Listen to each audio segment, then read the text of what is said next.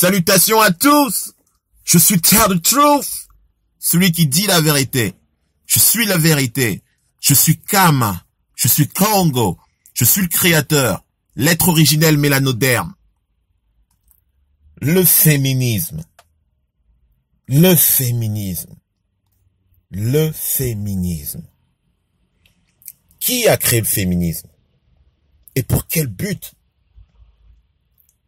Qu'est-ce que le féminisme? Officiellement, c'est une doctrine qui préconise l'égalité entre l'homme et la femme et l'extension du rôle de la femme dans la société. Le terme féminisme est souvent attribué au philosophe français Charles Fourier.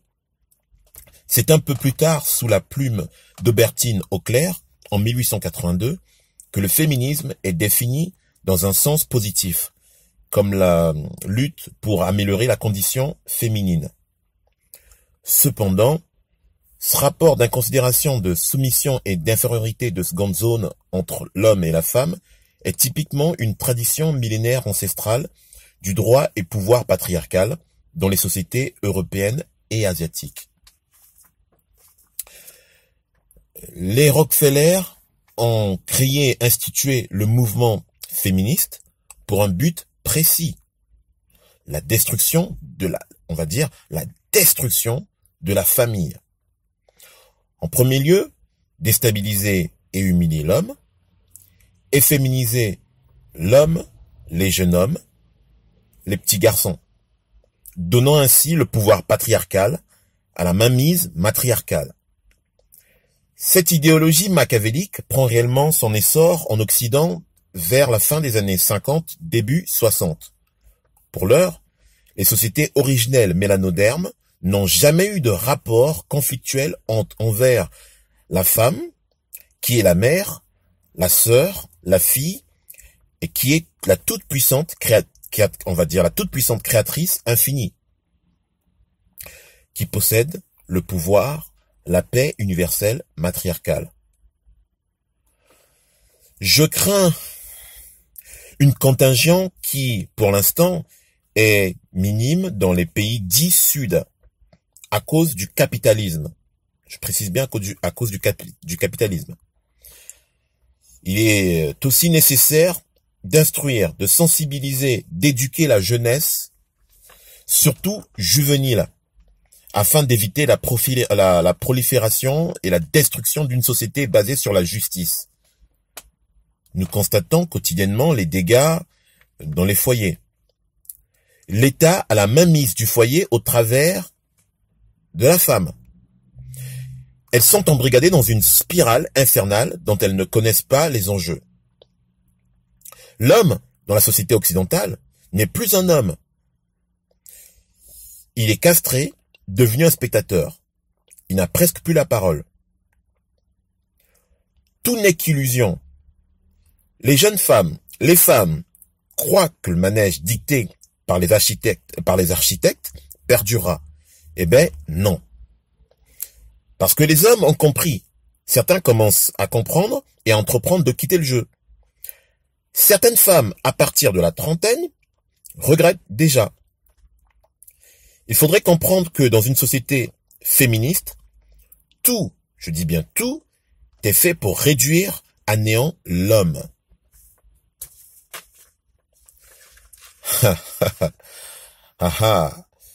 Et oui. Pour le moment, il y a des hommes qui dorment encore. Chez Alice au pays des merveilles. Je dis bien que pour le moment, il y a des hommes qui dorment encore. Chez Alice au pays des merveilles. Alors, ce qu'ils entreprennent, ce qu'ils font en général, c'est ils les envoient des fleurs, les draguent, ils courent derrière elles, les complimentent, les invitent, les payent à boire, à manger, se vantent. Ils se vantent. Enfin, tout ce qu'il ne faut pas faire. Les mettre sur un piédestal. Elles sont, on va dire que c'est toutes des calculatrices et opportunistes. Elles vous diront, sors de chez moi, ou j'appelle la police. Laisse mes enfants, tu n'as pas le droit de les toucher, ni de les voir, pour cause d'attouchement et d'abus sexuels. Monsieur, vous devrez verser une pension alimentaire, etc., etc. Quel dément. Eh ben, moi je prédis, et c'est pour très bientôt, je prédis que les filles, toutes les filles nées dans une société occidentale féministe, de 1995 à nos jours, se retrouveront seules, sans copain ou partenaire fixe, quelle que soit la plus, on va dire, qu'elle soit la plus attirante, intelligente, personne n'en voudra. Juste pour une passade, puis la feront perdre son temps. Les mecs ne voudront plus d'enfants, ils prendront des précautions. Il n'y aura plus de mariage, ils ne voudront plus les épouser, ça n'existera plus. Seulement, elle pourra échapper à ça si elle a été élevée dans une société conservatrice, dite traditionnelle, à la vraie justice éthique.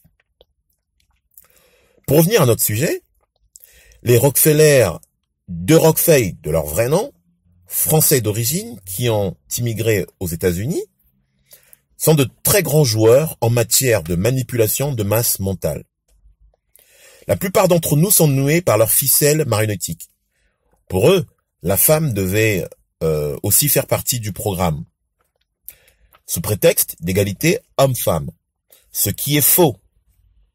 Cette fourmilière consiste donc à faire travailler la femme pour qu'elle jouisse d'une liberté utopique, relayant ainsi l'éducation de ses progénitures à un état, si je peux dire, intelligent et malicieux.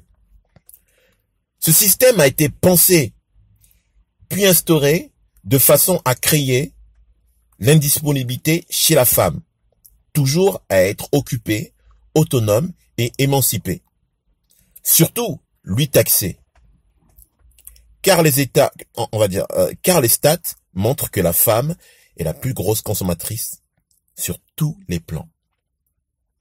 Je répète, sous prétexte d'égalité homme-femme, ce qui est faux, cette fourmilière consiste à faire travailler la femme pour qu'elle jouisse d'une liberté utopique, relayant ainsi l'éducation de ses progénitures à un état, si je peux dire, intelligent et malicieux.